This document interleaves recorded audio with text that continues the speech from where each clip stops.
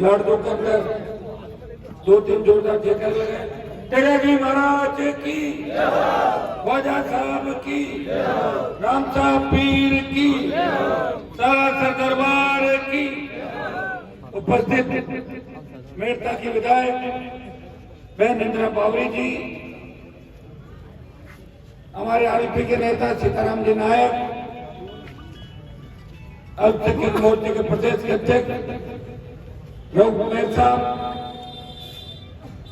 छोटे भाई काली खान, सुजानगढ़ से बाबूलाल जी कुलदीप, अंतर्राष्ट्रीय body builder BR Singh Meghwal, पूरी राष्ट्रीय लोकतांत्रिक पार्टी की लाडनू की पूरी कार्यकारिणी, पूरी टीम एक साथ, पूरा आरएलपी का परिवार, उपस्थित मौजूद बुजुर्गों, नौजवान साथियों, मेरे छोटे भाइयों, लाडनू का बहुत बड़ा सहयोग मेरे साथ हमेशा रहा। चाहे लोकसभा का चुनाव था, चाहे 14 के अंदर निर्दलीय चुनाव लड़ा, उसके बाद हर आंदोलन के अंदर, हर हुकार ललकार के अंदर लाडनू के सर्व समाज ने हनुमान बेनीवाल को मजबूती दी। और उसी का परिणाम है एक किसान का बेटा नई पार्टी के साथ, नए चिन्ह के साथ 18 में आपके बीच आया था। 18 में भी लाडनू से राष्ट्रीय लोकतांत्रिक पार्टी ने चुनाव लड़ा और लगभग 20,000 वोट प्राप्त किए थे। पंचायत चुनाव के अंदर खुद हमारी पार्टी के लोग इधर उधर हो गए। और चूंकि पंचायत चुनाव आप जानते हैं, लोग सत्ता पक्ष की तरफ ज्यादा भागते हैं, बड़ी पार्टियों की तरफ ज्यादा भागते हैं, लेकिन जहां जहां आरएलपी चुनाव लड़ी उन्होंने अपनी मजबूती दिखाई और पूरे राजस्थान में उपचुनाव हुए। एक आरएलपी जीती, एक बीजेपी जीती और 6 चुनाव कांग्रेस पार्टी जीती। बल्लभनगर मेवाड़ के अंदर राष्ट्रीय लोकतांत्रिक पार्टी ने भारतीय जनता पार्टी की जमानत जब्त कराई।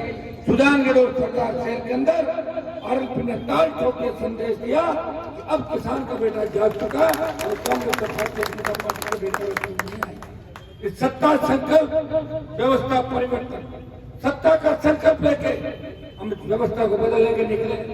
आज भी देश आजाद हो गया, लेकिन जो घटना है प्रदेश के अंदर, इस देश के अंदर घटित हो रही है, वो इस और इंगित करती है कि गरीब की कोई सुनने वाला नहीं।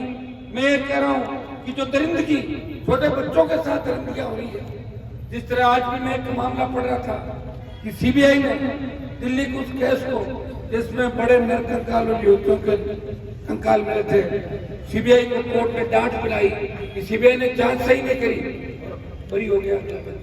भाइयों, इस सिस्टम को कौन ठीक करे?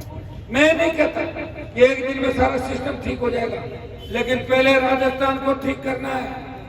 आप जिसको वोट देते हो वो चला जाता है, जिसको वोट देते हो वो व्यापारी बन जाता है, वो सेवा नहीं करता, वो राजनीति के माध्यम से व्यापार का रास्ता खोलता है। हमें व्यापारी तैयार नहीं करना है, हमें नेता तैयार करना है। और नेता तैयार करने की अगर फैक्ट्री कोई है वो राष्ट्रीय लोकतांत्रिक पार्टी है, इसमें नेता तैयार होता है, व्यापारी तैयार नहीं।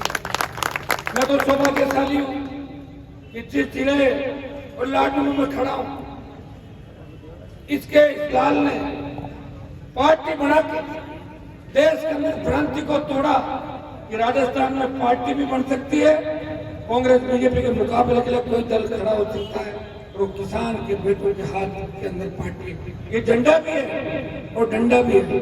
डंडा के अंदर देखा होगा मैं, झंडा और झंडा ले रहा। तो ये तो एक मैं जो कह रहा था वो बच्चे कह रहे, मुझे नहीं पता क्या हुआ क्या नहीं हुआ, लेकिन मैं आपको एक कह सकता हूँ कि लाडनू के साथ कितना राजनीतिक भेदभाव हुआ।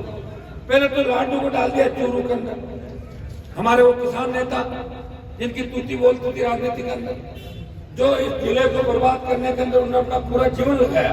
कोई तो जीवन लगा था अच्छा करने के लिए और कोई लगा था घर में डुबोने के लिए। उन्होंने जिले को घर में डुबो दिया और ये भाषण देते थे कि ट्रेन आएगी तो चोर आएंगे, बिजली आएगी तो करंट आएगा और लड़के पड़ेगी तो भाग जाएंगे। उनके भाषण होते थे, लोग ताली बजाते थे। और लाडनू के अंदर से वो निकलते थे तो काट बंद कर लेते थे कि लाडनू का एमपी में वोट नहीं पड़ता और लाडनू को चूरू के अंदर डाल दिया। आपके साथ कितना बड़ा भेदभाव हुआ। लोकसभा क्षेत्र चूरू का एमपी से नहीं पूछता, आप नागौर के हो, जिला नागौर, यही भेदभाव जाहिल के साथ हुआ।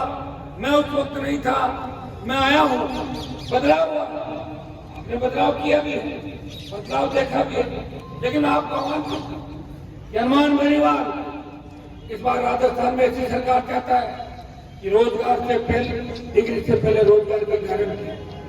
कोई किसान कर्जे के बोझ के तले आत्महत्या नहीं करे, किसी अबला नारी और बेटी की चीख पुकार राजस्थान के अंदर नहीं हुई, किसी नौजवान को कलम की जगह हाथ में बंदूक नहीं मिले, सशक्त लोकायुक्त को बेमुख भ्रष्टाचार मुक्त राजस्थान हो, इसके लिए सत्ता का माध्यम है, सत्ता की प्राप्ति करें। भाइयों, जिनके हाथ में सत्ता होती है, कोई व्यक्ति अपने फैसले जनता के लिए लागू करता है, वो गलत फैसले भी करते हैं। मोदी ने गलत फैसला लिया। मैं जब लाडनू के एमपी का वोट मांगना आया तो मुस्लिम समाज, एससी के मेरे भाइयों ने कहा, हनुमान जी कहा नेता तो आप अच्छे हो, लेकिन बीजेपी गठबंधन से। मैंने कहा मेरा तीन तो टायर मार कर छोड़ दो, बोले नहीं, वोट मुझे जाएगा। भाइयों, जब देश का किसान तकलीफ के अंदर था, उत्तरी भारत के अंदर कोई पार्टी छोड़ने को तैयार नहीं था।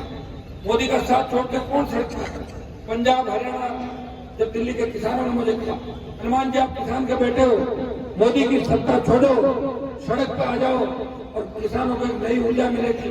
भाइयों, हनुमान बेनीवाल ने मोदी की पड़ोसी हुई खाली मंत्री पद को ठोकर मारी और सड़क पर दर्शन करते हुए किसी मुश्किल ने किया।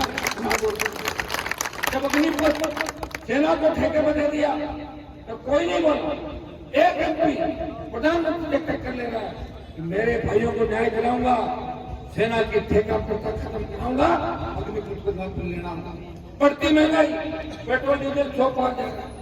ईआरसीपी, राजस्थान को विशेष राज्य का दर्जा, नागौर को विकास के नए आयाम कैसे मिले, केंद्र की योजनाएं नागौर में कैसे लागू हो।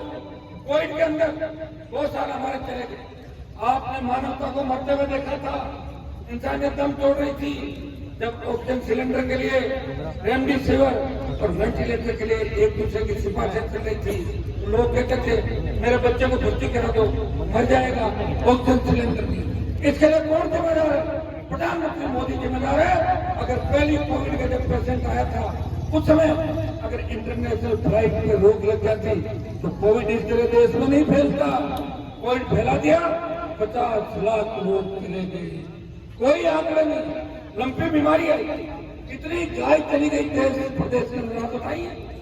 आपको माता का नारा लगा सत्ता के अंदर बैठ गए, चिंता नहीं किसी। वो मामला भी कौन उठाता? आपका शासन उठाता। छोटी सी तकलीफ किसी को हो जाती, हर वर्ग